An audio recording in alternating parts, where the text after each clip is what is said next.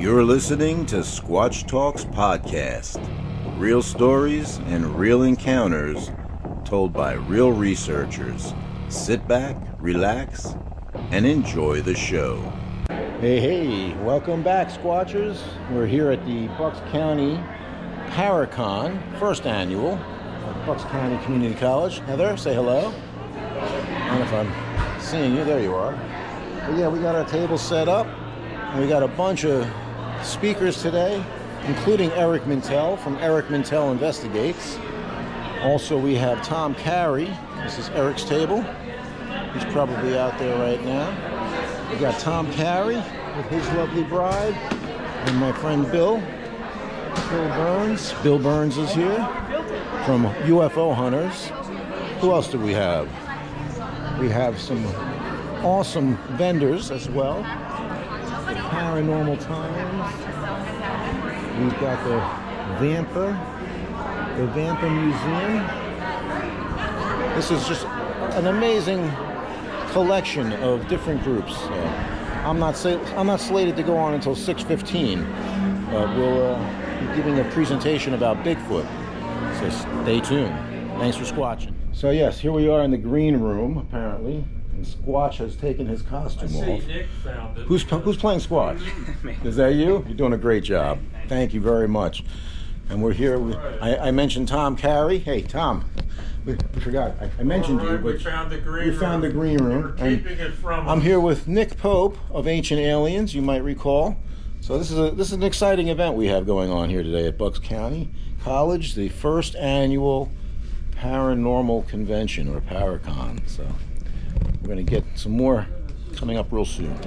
So yeah, we're back here at the booth, and behind me we got this old antique wet, which was used in the dairy industry, apparently. I just sent Heather over to Eric Mintel's booth to sell some shirts. There's Bill Byrne. Bill Byrne is here, and as you saw, I just talked to Nick Pope in the green room. So yeah, we're excited, man. There's a lot of people coming up to the table talking with us about the event and sharing their stories with us. I've heard a couple of personal encounters already today. This is so much fun. I'll tell you what, Eric did a great job putting this together. So definitely go out and check out Eric Mintel Investigates. I'm going to take a peek into the theater and see what's going on in there.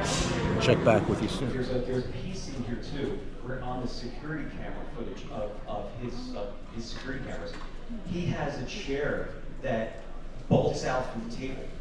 And when I first saw that, I said to myself, again, thinking about debunking this thing, I'm like, well, could there be somebody behind this wall, maybe pushing the chair out to make it look like it's moving? So when we got there, there was no way you could get behind this wall, because there was another wall on the bottom that was built out that you would be seen by the security camera.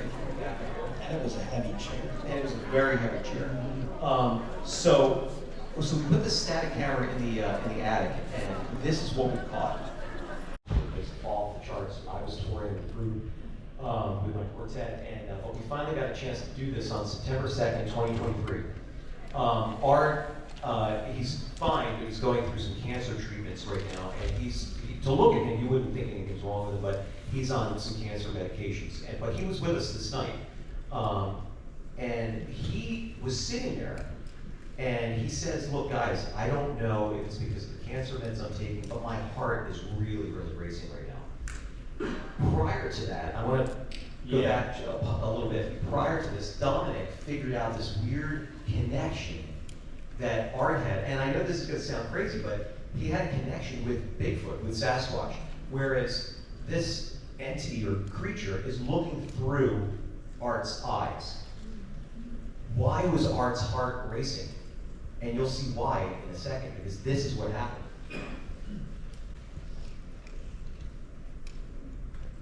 Just like that. My heart is now starting to race a bit. As soon as you got done saying it. Dude, here we are again, 20 minutes into it. What the hell, man? Every time. Usually it's 5 minutes. Took a little longer than that. Every time. So that was that. But that was... So hey, we're still here at Paracon, Bucks County.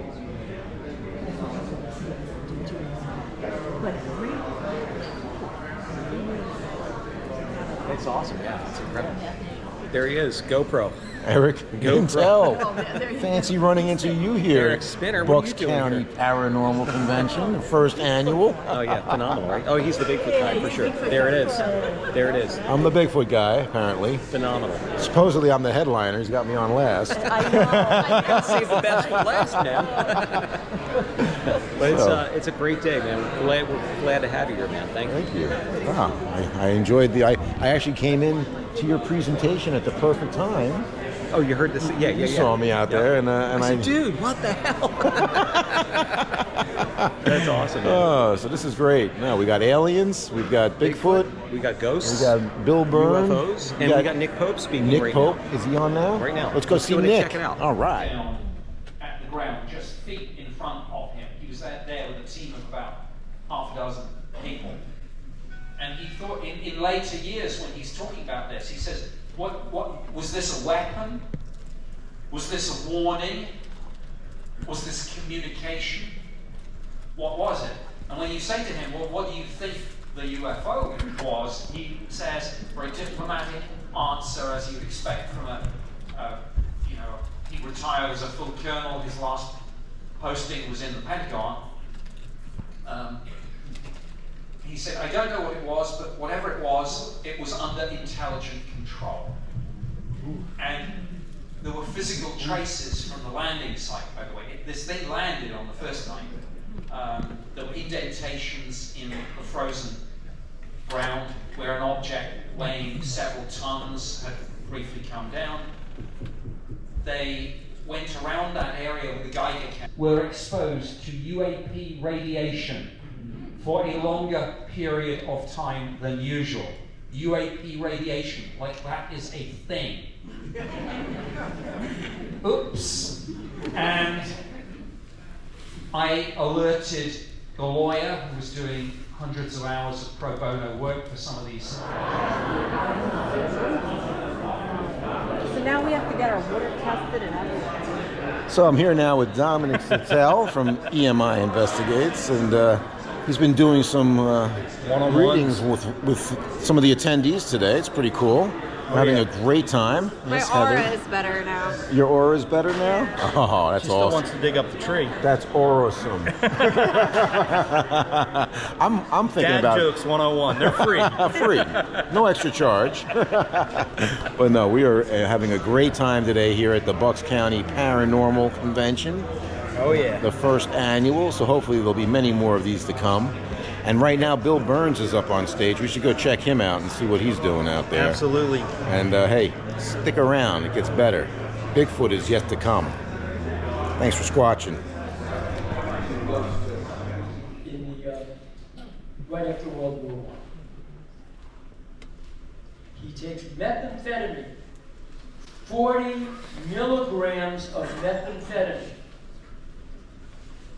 puts it into a syringe, injects himself. Bingo! He's hooked. But it works. He feels great. He begins to treat other people in Germany with this drug. And suddenly, all the European elite, Henry Miller, Anais Nin, all these writers and artists flock to him because that drug gives them greater creativity, they say. They become hooked. The Nazis come to power. Max Jacobson is warned, hey, you're on a list. When we take over, you're not going to be around much longer. So you better get out of Berlin now. He packs up his wife, packs up his family. Off he goes to Vienna. And in Vienna, he's turned by the Soviet NKVD, military intelligence. So now this guy is a Soviet agent. He finally comes to America. Of course, J. Edgar Hoover knows he's a Soviet agent. In America, greatest artists of his time. Greatest artists. Besides Henry Miller, he's treating, see, if you're Jackson now, and he takes a needle right into Kennedy's throat. Jack Kennedy leaps up off the gurney, off the not a stretcher, but the bed, leaps up and says, "I feel great."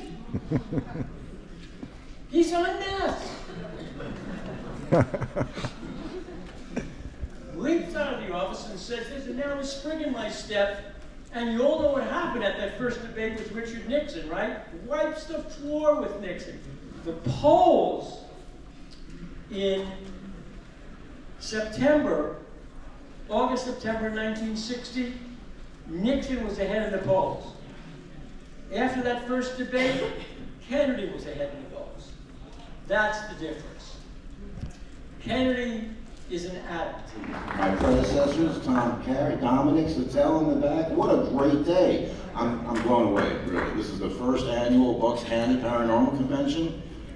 This is great, and thank you all for coming out and spending it with us. I'll tell you, I've heard with at least rock bands, right, at concerts, the headliner is last, right? So thank you for sticking around.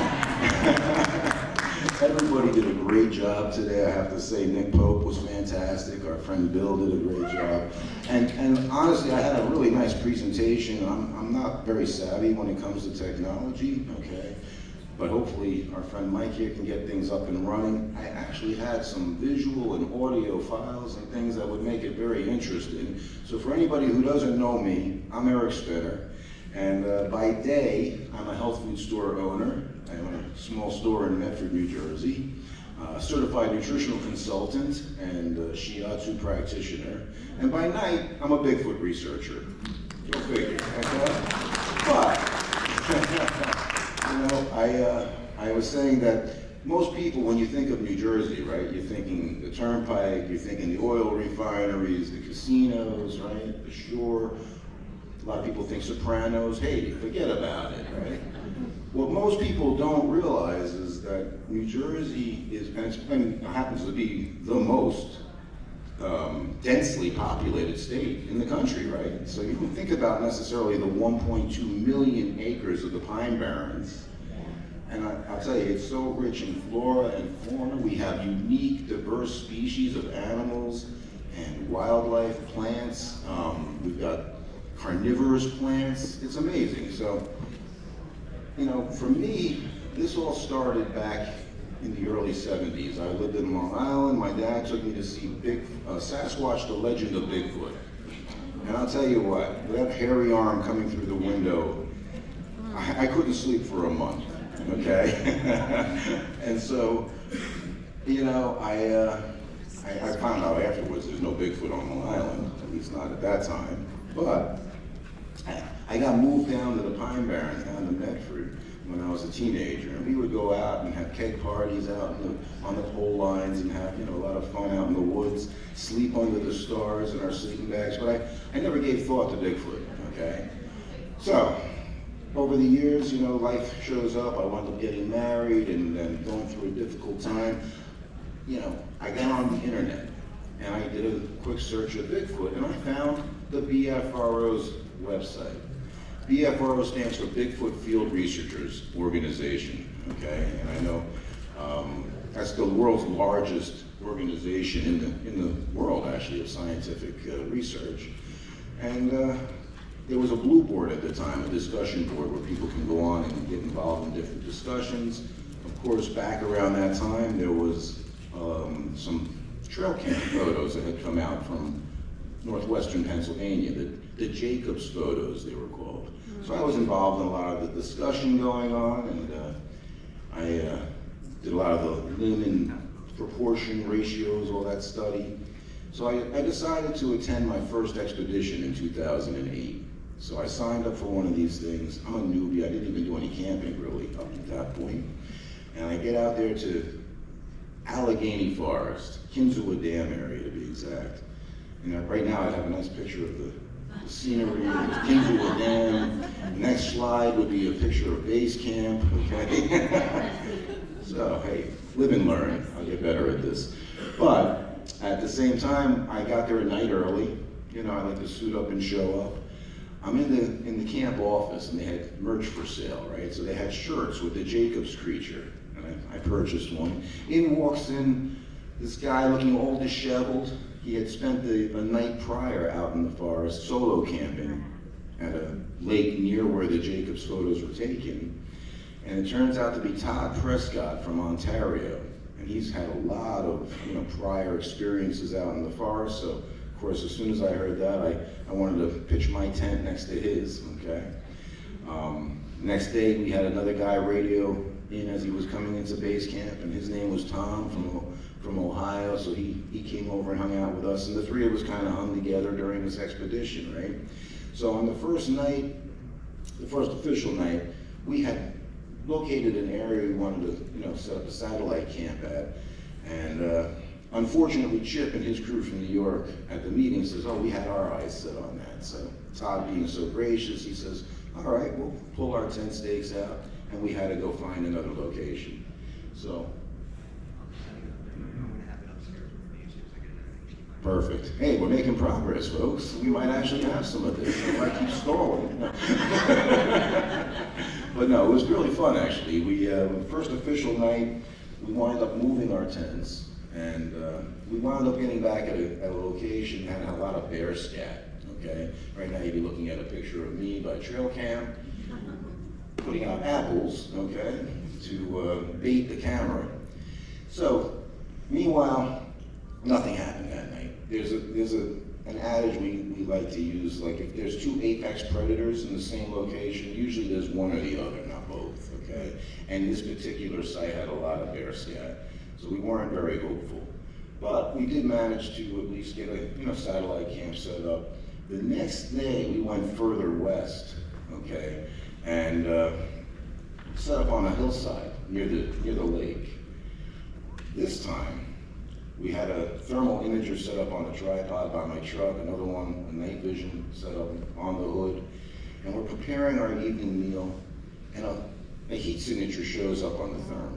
So, Todd goes out, gets about 50 yards out from the campsite, and it disappears. It just goes away. On therm, I don't know if anybody's looked through a thermal imager, and you can't really tell distance or size, you know what I mean? It just basically shows you if something has a temperature, right? So, at the, no.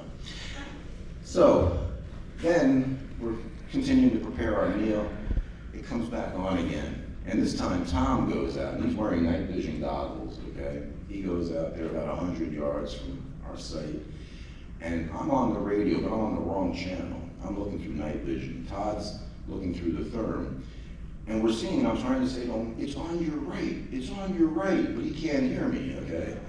So then Todd sees it get bigger. He says, it's on your right, and it just stood up.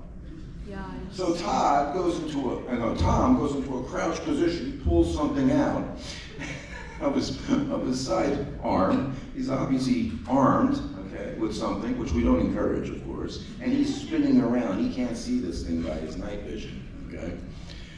So just then, we're able to determine it's a deer. And Todd raises you and says, don't worry, it's just a deer. But you know when your heart's going and you got that adrenaline going, and you realize that it's okay, right? So Todd and I are cracking up. We're giggling and laughing because we're very happy that there's nothing threatening Tom's safety out there.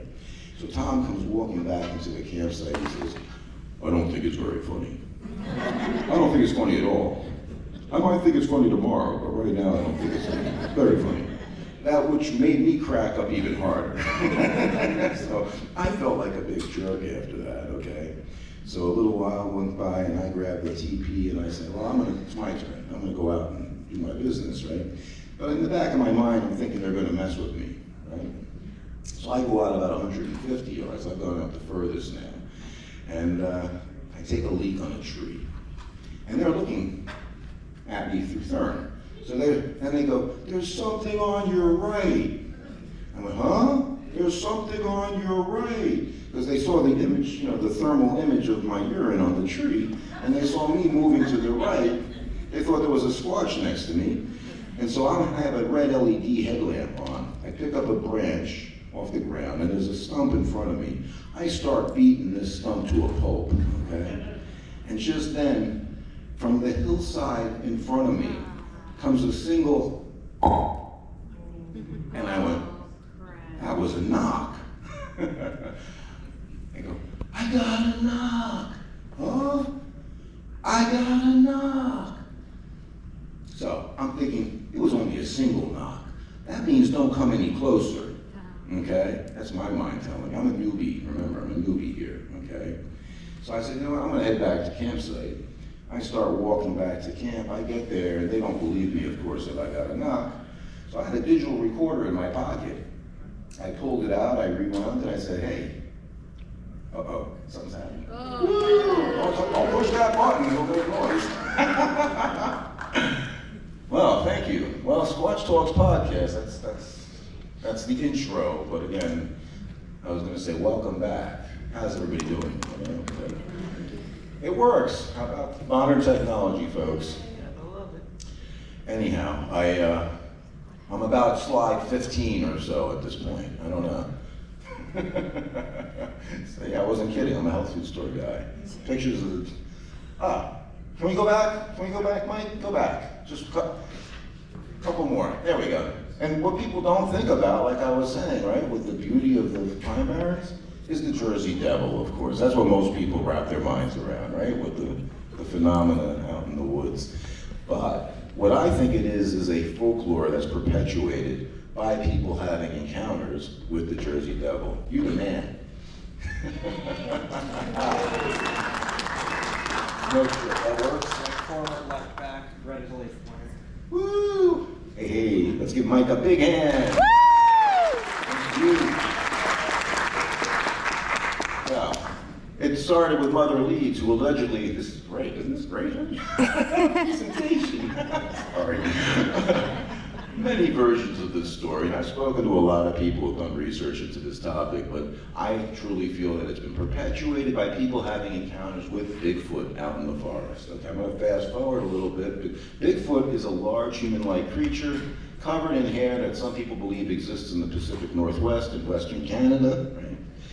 It's not just there, though. It's all over the world. It goes by various names. We got Almasty in Russia, Bigfoot here in America, Orang Pendek in Indonesia, Sasquatch in Canada, Yeren in China, Yeti in the Himalayas of Tibet, and Yowie for our friends down under in Australia, Mike. So, as of yet, I think he's an undiscovered primate or relic hominid, as Dr. Jeff Meldrum calls him, with a higher level of intelligence that coexists alongside humans, right? See, this is just the boring stuff. One theory that we researchers have is that it could be a descendant of Gigantopithecus, which was around like 200,000 to, 2 million, to 300,000 years ago. I know my friend Tom was talking about Meganthropus, I think, as being, he might not have talked about that. One of the theories he has is Meganthropus. I think it's more along the line of them being a descendant of Homo heidelbergensis. Say that 3 times fast. So again, there's slight differences. I'm not here to talk about Sasquatch theory with you. I'm here to share with you my encounters. Okay, so that was the part you missed. Thank you for entertaining me. And this is where it began. Boom. BFRO, this is what their website looks like. You got your sightings reports, okay, these are the recent ones. These are New Jersey's. These 3 that are most recent reports, I'm the investigator on all those. Again, Pacific Northwest, that was base camp, okay, originally. And here we are scouting near the Jacobs photos. That's me on the right, my friend Todd and Tom. These are the Jacobs photos, though. If anybody hasn't seen these, this is what we consider a juvenile Sasquatch. You got number 1 and number 2. Can you see some people think it's a mangy bear. Yeah. But the limb ratios, the proportions, there's no way, okay? And again, being there, I can tell you, there's something there, you know what I mean? And that's me placing the apples out in front of the trail camera at the first location. Here's the satellite camp that we went to next, and Tom's spinning around. Remember Tom? He's spinning around, comes back, not thinking it's very funny. So here's where we left off. I had the single, right? Todd always talks about Occam's razor. Got to make sure there's no other variables. You want to make sure that there's nobody around that made this knock. So we had to hike a mile through the woods, up the trail to make sure there's nobody else camping. In the interim, we did some back and forth, provocations using our blast blocks, and we wound up getting another knock response. We also heard a really loud, like a huff noise, which turned out to be a mother bear with cubs. Who came to pay us a visit at camp later on. So this is the last night now. Okay, we had another team join us. Oh, I left something out. So we had a meeting the next morning, right? We're thinking, okay, let's not tell anybody that we had these two knocks, right? Turns out, Chip and his crew had a thermal sighting of a Sasquatch near their camp. They couldn't record it though, they didn't have the technology. We did, so unfortunately we had switched camps with them. But the next day we find this out, so we're like, yeah, we got a couple of knocks. No big deal, we didn't want everybody coming over and invading our area, right? But they got a thermal, so that takes precedent. Then we have my friend Big Mike, who sponsored me into the BFRO, and his crew join us the next night. He's down at the bottom of the hillside, we're up top. We did record some more knocks and vocalizations, which was cool. Again, Sunday is when people typically, leave these expeditions, so we're wrapping things up. Todd and I decide to stay another night, and we go to what we affectionately call Camp Chip. Okay, my tent's in the back there, we've got Todd's tents, and this is on a 90-degree turn of a forestry road, okay, where they have gas lines. So we go hiking around the area, probably hiked 3 or 4 hours out in the woods, nothing. It was deadly silent, but he told me about all these stories of expeditions he's been on. It's great to listen to about all these events. We get back to our campsite around 4:30. He says, get in the tent and hope for the best. Well, as I'm getting in my tent, he radios me and says, I just heard a scream, come on out. So when I get back out, we hike down the trail a little ways, he therms the swamp, nothing. So we head back to camp. This is now almost 4:45 in the morning. So he says, say a prayer and hope for the best. I lay down in my tent, I say a prayer, and not 5 minutes later, I hear boom, coming from the berm, which is to the left in this picture of my tent, coming from the road. It comes around my tent. I could not only hear, but I could feel these footfalls. And it's just at that time of day, where the moon is just going down and the sun's about to come up, so you do have some ambient light. And this individual comes around, I can see a silhouette, crouches down, takes a deep breath, goes, and then presses its hand over my head. I'm looking at these 4 fingers coming through the tent fabric. My first time camping, basically, okay? My heart is pounding in my chest. I have the radio in my hand. I click it 3 times to try to get Todd's attention. Nothing. Just then I hear a vehicle approaching, and there's, like I said, a 90-degree turn. Just before the vehicle rounded that turn, this individual stood up and tore through camp bipedally over the fire ring into the brush, and you could hear, Again, I click my radio 3 times, nothing, no response. And then I hear what sounds like equipment starting down the trail from where we are, thinking, oh, that must have been a worker coming to work on the gas lines.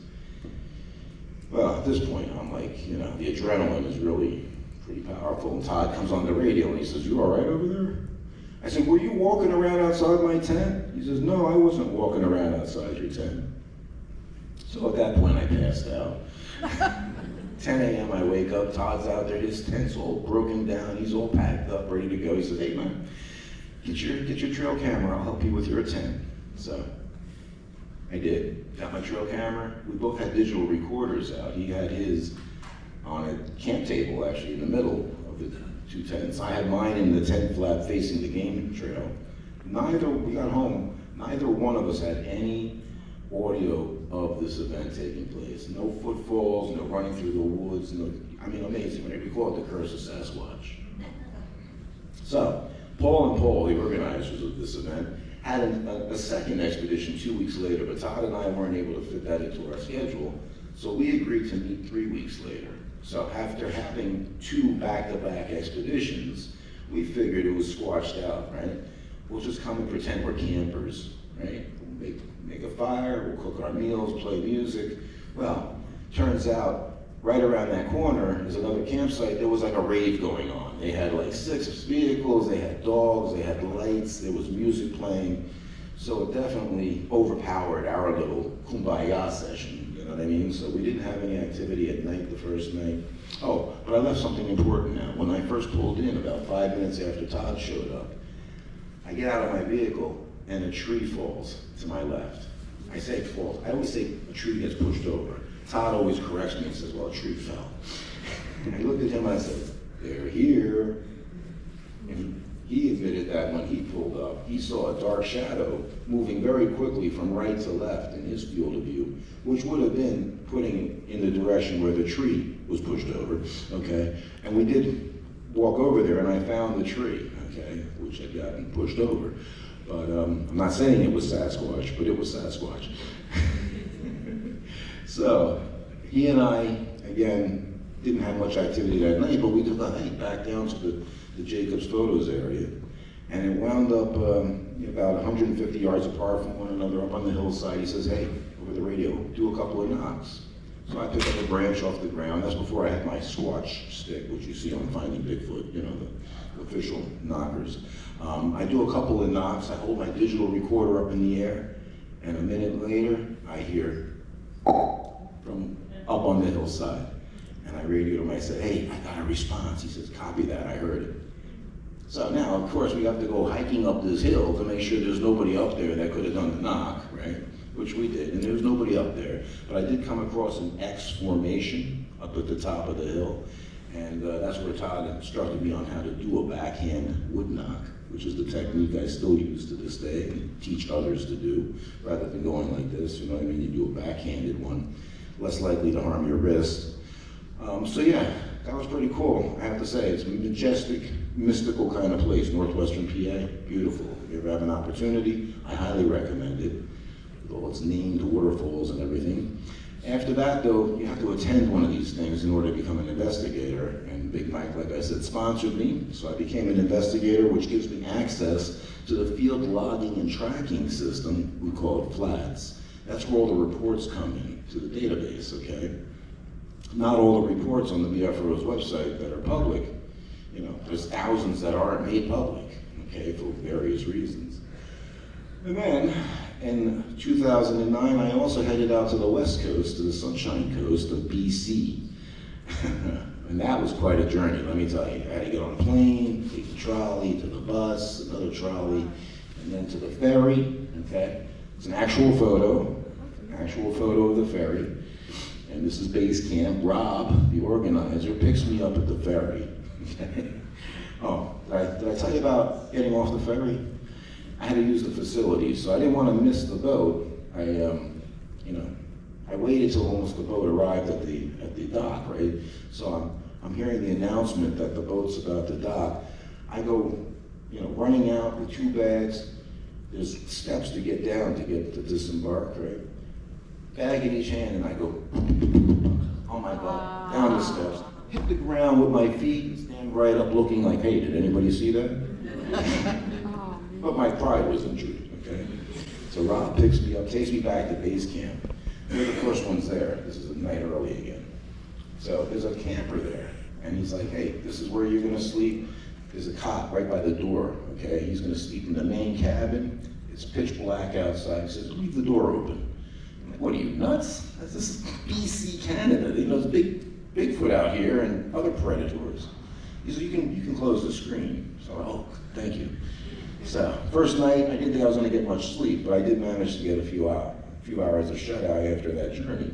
And I'll tell you, after that, we had activity every day. I I mean, it was amazing. This is truly the hot spot. So, again, if anybody ever were to go out to this particular location, I can guarantee activity. But from the first night we were there, we had taken a little hike around base camp. Then the ladies went out with the red LEDs on their headlamps, and they came back. I'm sitting in my camp chair, and from up on the hillside in front of me comes a power knock that sounded like an artillery shell exploding up on the hillside. And I went, oh my God. And Rob grabs a baseball bat and runs over to the knocking tree, and I almost, wait, don't do it. But it's his expedition, so he hits the tree. After that, nothing, okay? But I'll tell you, it was amazing. We had rocks thrown at us. I had sticks thrown. I usually bring some of these sticks with me. I have them. You can actually see the nail embedded in the actual stick. In the morning the next day, I actually was able to find the alder tree, which was behind the berm from where we were sitting, and you can match up the sticks that were thrown into camp with the broken limbs on the trees. You could see 2 knee impressions on the berm also. I also was able to smell what we call this stink, okay? I called another researcher over. It was this guy over here, Charles. I think I called him over. I said, hey, do you smell that? He goes, yeah. I said, that's stink. I had to be there. But every day we had things going on, and I guess there's really a lot to share as far as activity. Like I said, I got hit in the chest by a rock just sitting at base camp. And these are things they do, I think, to get a rise out of us. They don't have cable TV or Netflix, so this is their form of entertainment, you know what I mean? Us being out there. This was my humble accommodations. I got a miner's tent with a little window in the back, and I actually moved it from the base camp down to the bottom of the cliff area, so literally there was a drop off right behind me. Every night I could hear branches breaking outside my tent, like all kinds of audio recordings. This is the little waterfall. One of the days we were scouting when I first got there, and here in New Jersey anyway, we have like cranberry bogs with trails going along, and you can drive along these trails. Well, that's what it looked like out in BC, but it looked like asphalt along the bottom of these, what I thought were bogs. So I decided to step down into one. I sink into my shins in human biosolids, okay? Turns out they use them for fertilizer in Canada. So they almost didn't let me back into the Jeep to get back to base camp. I wound up washing my boots in this little pond with Dr. Bronner's soap, of course, thinking of the environment, but did a good job in getting my boots cleaned off.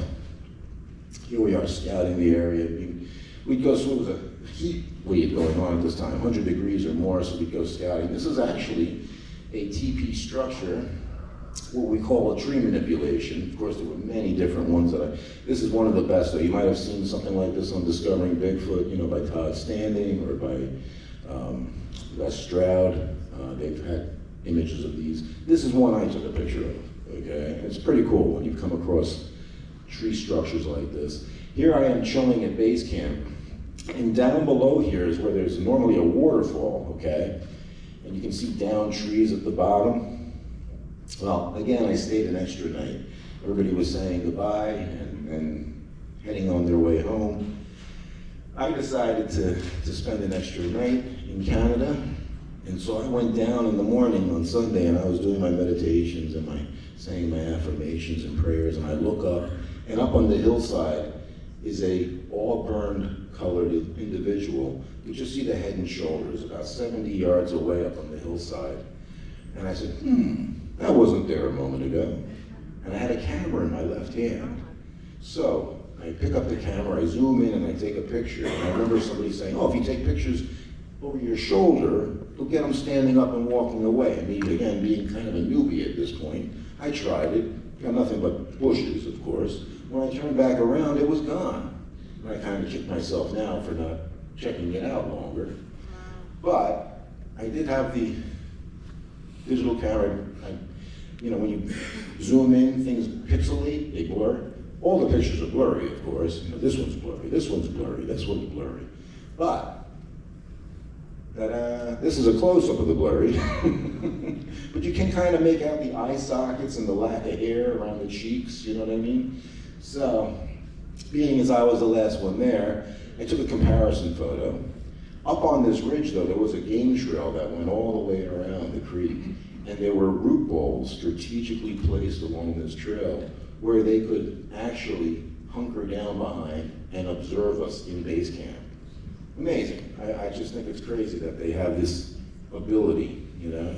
But no, seriously, look at the before, after. Okay, there's obviously something here. Now you see it, now you don't. So, again, it's not definitive proof, obviously, but that's what I consider my first visual, and of course it happens very quick. I don't have much else to show as proof. This is the totem pole at the airport, and again, the Native American people, every tribe has a name for these individuals, every tribe, and they usually have them placed in importance at the bottom of their story poles like this, you know? So that's pretty fascinating. So here, I'm back in New Jersey, and on Thanksgiving, again, one of the holidays I'd be apart from my kids, I went out into the forest to take a hike, and it had snowed overnight, okay? I went out looking for tracks, so I parked my Oldsmobile out in the forest on the trail. I hiked down to the abandoned railroad tracks, okay? And, you know, about 2 miles from my car, I had a child's baseball bat, my only, you know, source of defense. And I actually take a leak on a tree, and then I see a stump. I don't know what it is about taking a leak and then beating up stumps, but I did 3 knocks on the stump, and from behind me on the right comes a growl so loud it vibrated my right ear. And I went, whoa. And it goes, rrrr. And again I go, whoa. I'm doing a huff. Rrrr. I'm thinking, it's like November 26th. It's like the leaves are off most of the trees. The bushes are pretty bare. At this point I turn to face the sound. I'm like, where the hell is this coming from? I don't see anything. Hello, how are you? Does this mean you don't want me here? I'm like, okay, I'm leaving. And I turn, I hike back over the tracks. I get to the top of the river, I wave. I go back down the other side to get back on the trail that would take me to the trail I came in on, occasionally glancing behind me, okay? I'm heading back towards the car, and I have to go through this tight little, like, area where there's swamp on both sides. I'm thinking, hey, here's where it's gonna grab me and pull me in, okay? I made it through there, going up halfway to the car, and I see a game trail off to my right going through mountain laurels. And they love mountain laurels. I think they use them for like shelter and breeding, nursery area, right? So I make a right and I go down the trail. I come out on a clearing, and there's a line of tracks in the snow. And it had snowed overnight, so these were snowed in, but you could see the toes still in the tracks. They're about 11 and a half, 12 inches, nothing huge, but in tightrope fashion. At the end of this clearing was an arch, an X, and a tree was broken off about 5.5 feet off the ground. So I thought, this looks like a good place to put my trail camera. So I had apples with me, and I had a can of Alpo dog stew with the easy open lid. So I put that in the top of the tree, set up the camera. It's about a half hour after getting growled at. And I put out my trail camera, and then I headed back to my car, and I left. Thanks for checking out this episode of Squatch Talks Podcast. Don't forget to subscribe, follow, and give us a like. And stay tuned for more exciting stories on Squatch Talks.